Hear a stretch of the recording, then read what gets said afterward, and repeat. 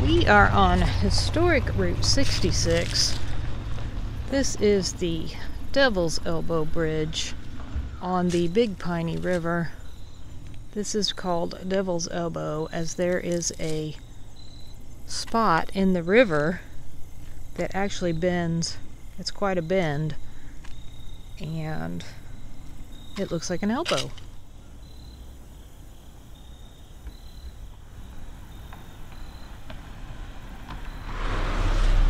This bridge was redone, reconstructed, I don't know, fixed, whatever you want to call it, in, I can't remember now, 2013, I believe, and reopened in 2014. So it's a little safer than probably what it was prior to. And then it was actually originally built, I believe, gosh dang, I wish I could remember what I read. I believe it was sometime like in the early 1900s, I think. I wish there was a sign. You would think there would have been some kind of a historic sign on here. Yes, I'm just missing it. But look at this view.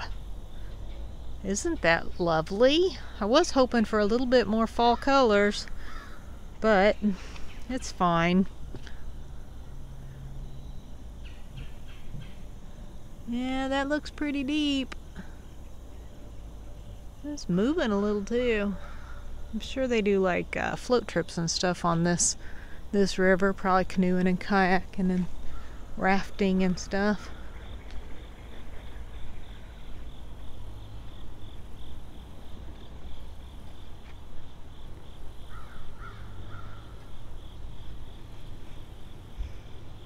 Yeah, that's moving pretty good. I have to get some pictures while I'm here, because I do love the old bridges. It's really neat.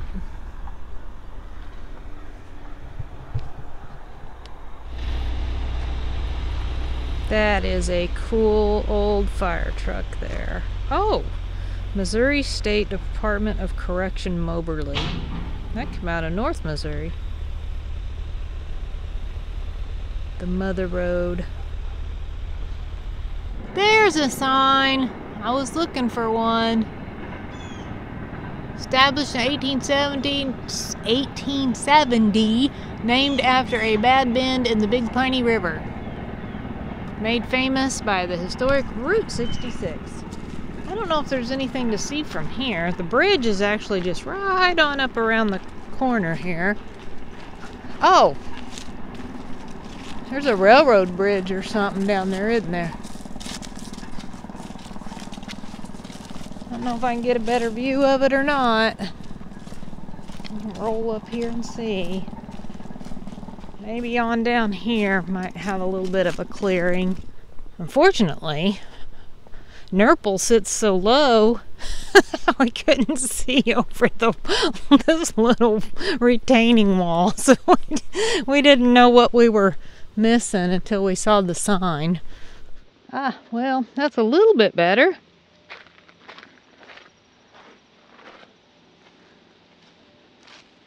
You sort of see that right there.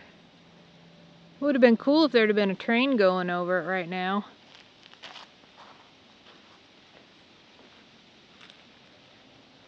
That is a train bridge, right? Yep. Yeah, I'm not standing up on there. You crazy? Oh, it's not too far down, I guess. I mean, it is if you kept rolling. Okay. I'm standing on the wall. That's a neat view. A little bit of fall colors in there. I like it.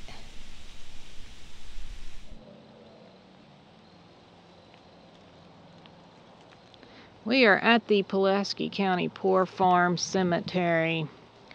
This was established in the early 1800s. Unfortunately, it's not locked. It's got a gate, but it's not locked. And I mean, you can go in there. It's a public cemetery. Wow. This has not been cared for in a good amount of time, which is such a shame because I seen Online, they even have a Facebook page that, like, in 2011, 2012, they went through and redid, I mean, like, brush hogged and burn out, you know, brush and just all kinds of stuff. They'd done so much work, and it's now just gone back to almost unvisitable. Is that a word? Unvisited? That's hard to say. I don't think it's a word anyways. Uh-oh. Well, we may be getting into some little stick tights. Did you get them? Oh yeah, look at that. Yeah, me too. All over. What plant did we get those from? I don't know. I didn't see them.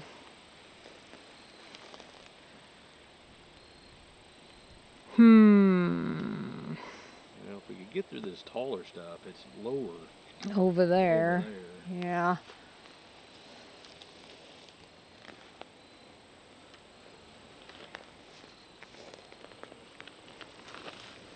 You'll be picking stickies off me for a while, I got a feeling.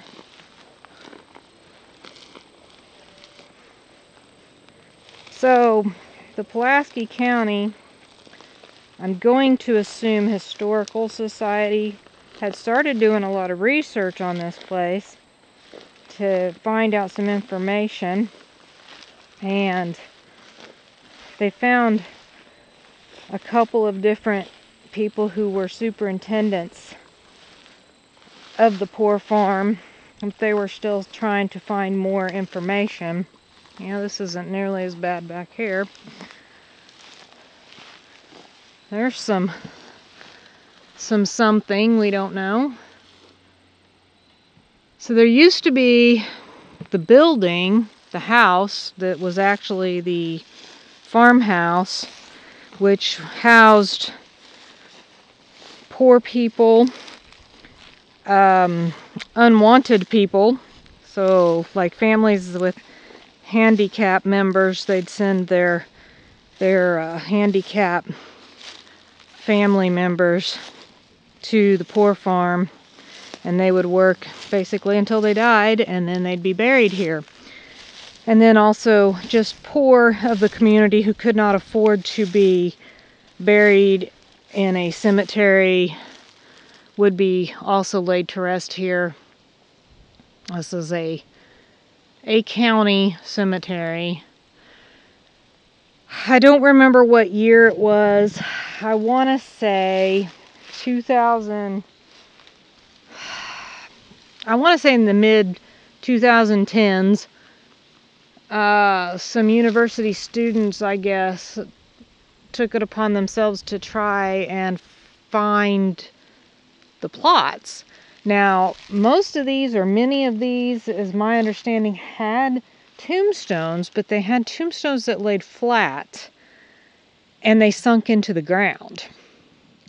So you couldn't see any. Now, there is supposed to be a tombstone. Oh, there it is.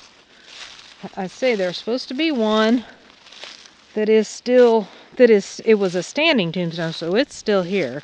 It is still here. Really hope I don't run across any critters. But you can see the crosses, the PVC crosses. Oh, I'm stepping on one now. Oh, it's kind of spooky out here. Kind of glad we didn't do this at night. So there's one. Sarah Bryant, daughter of Israel Light, died in 1905. She was 87 years old.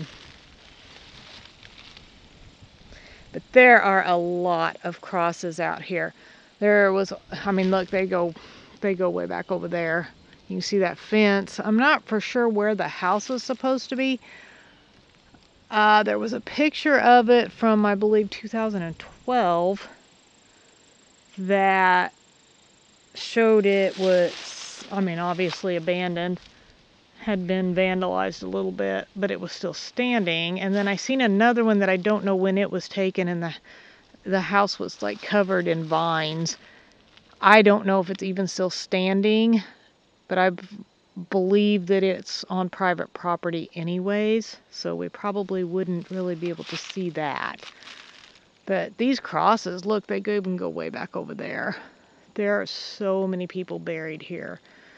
And that organization that was doing the research actually found several death certificates in the Missouri archives, and I went in and found some of them also, and I'll flash those up on the screen here so you can, if you want to pause and read those. I find them kind of interesting. A lot of them died of pneumonia. I'm also going to throw up the piece of paper that comes with the death certificate, or come with the death certificate back then, that basically tells the coroner or mortician how to report the death, or maybe doctor in some cases, how to report the death. You're not allowed. They weren't allowed to just say died of tuberculosis. They had to specify, was it bronchial, was it, whatever. They had to really be descriptive, I guess. I've got these little stick tight things. Ah, look at them all over my pants.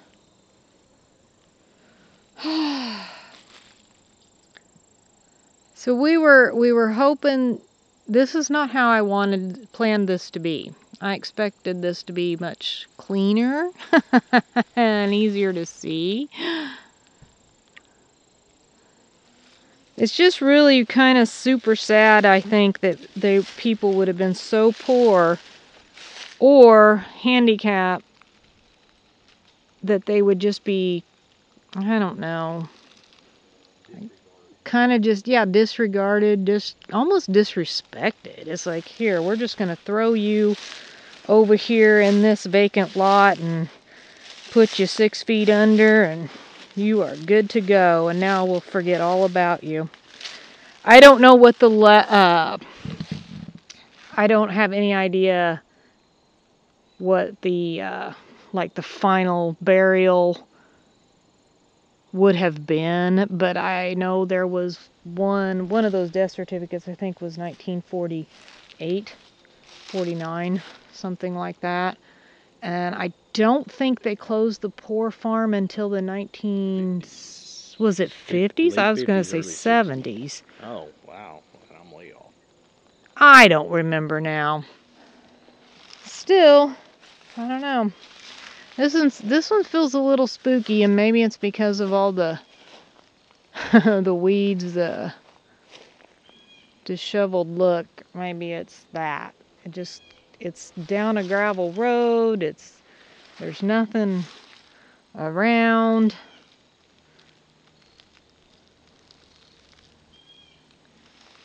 I don't think I would want to be out here at night. I think it'd be fun. No, I'll pass. Okay, well, I don't think there was anything else I needed to tell about that, was there? No. We pretty much covered it. Now we gotta traverse back through the sticky weeds.